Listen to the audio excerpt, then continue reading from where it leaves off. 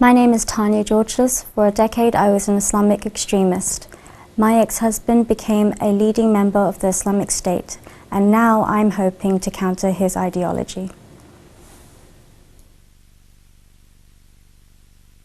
In the late 1990s, Tania went to high school here in Harrow. It's a middle-class, diverse London suburb.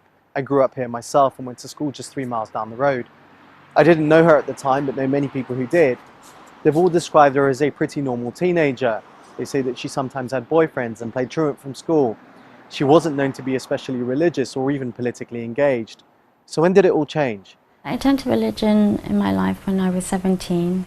I just wanted to change my identity. I didn't want to be Tania from Harrow anymore. I wanted to be Salman Pious, someone that people didn't call a tart. So it gave me structure in my life that I needed, and it helped me feel like I belonged somewhere, like a family or a community that embraced me, as long as I complied to what they were comfortable with Islamically. In her late teens and early 20s, Tania mixed with various radical groups in London. They changed the way she looked at the world. Our minds were just being filled with these images, terrible, disturbing images.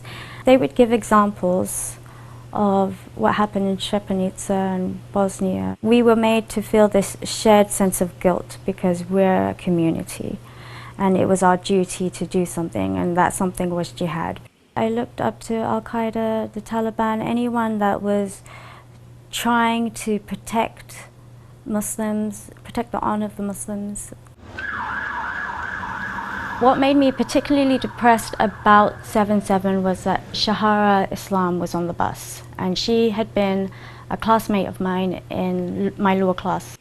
I just thought it was very unfair for somebody to lose their life that young. If an innocent Muslim dies and an innocent non-Muslim dies, that's how we justified it. It's wrong, but that was the way of thinking back then. By the time of 7/7, she was married to John Georgelas. He was an American convert she had met online. He was clearly intelligent. He was charming. He was my first love, and we were best friends.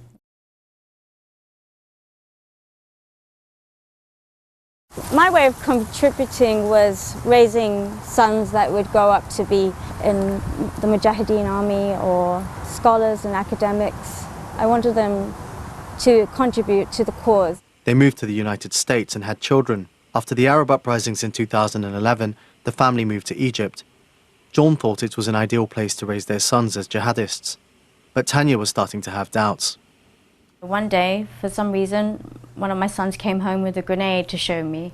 And I don't think it was a working grenade, but I lost my temper and pulled out my kitchen knife at John. I was like, don't ever do this again.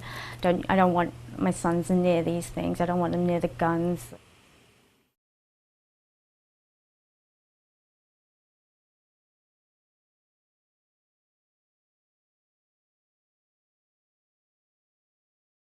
The buildings I stayed in, they were abandoned homes by ex-military.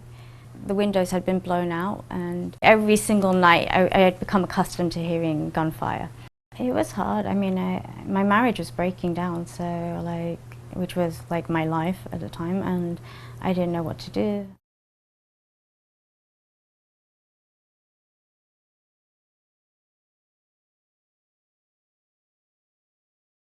There were bullets, like snipers, on these towers shooting, and we could see the bullets flying everywhere. And so, I remember putting my kids through the barbed wire, and the Syrian refugees, they were just guys. They were helping us as much as they could. And I put the stroller in, and then John passed me another baby. It was so scary.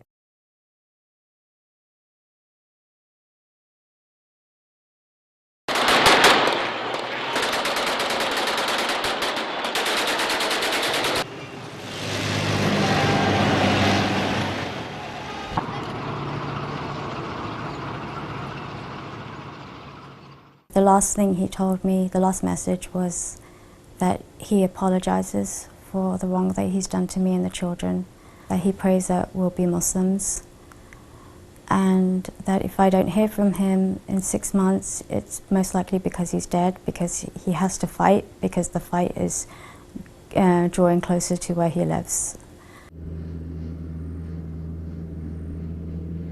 It was a relief to come back and not have to practice Islam, and it was a nice break, and it gave me the opportunity to just read other things, like other than just focusing on one subject and one area, just Islam. I got to focus on now all different religions. I had the freedom to think. That's what America gave me, without fear.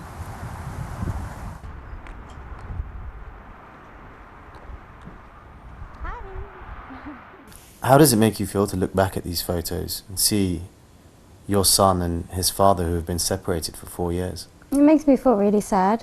I feel worse for the children than I do for John, because he made his own decision and he got what he wanted at the end of the day. I mean, I wish I could turn everything around and go back, but I've learned a lot from my mistakes. I mean, that's all you can do. Is that I regret the choices that I've made, especially when it comes to my children. I just really wish I had had better intentions for them. I wish I had given them a stable lifestyle.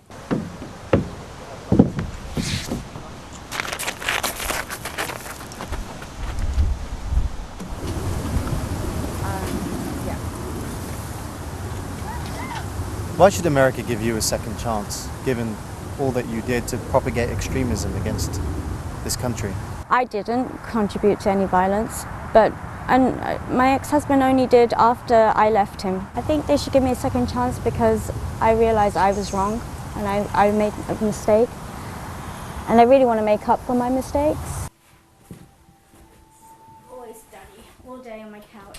I would like to pursue a career where I can help rehabilitate extremists, radicals, give them that sense of community and provide them skills and education so that they can reintegrate into society and be good citizens. Jihadists need to be heard, because if we don't know their arguments and how poor their arguments are, we're not going to be able to discuss and refute them. I think knowledge will free people from this idea of thinking that war and jihad and violence causes progression. It doesn't achieve anything.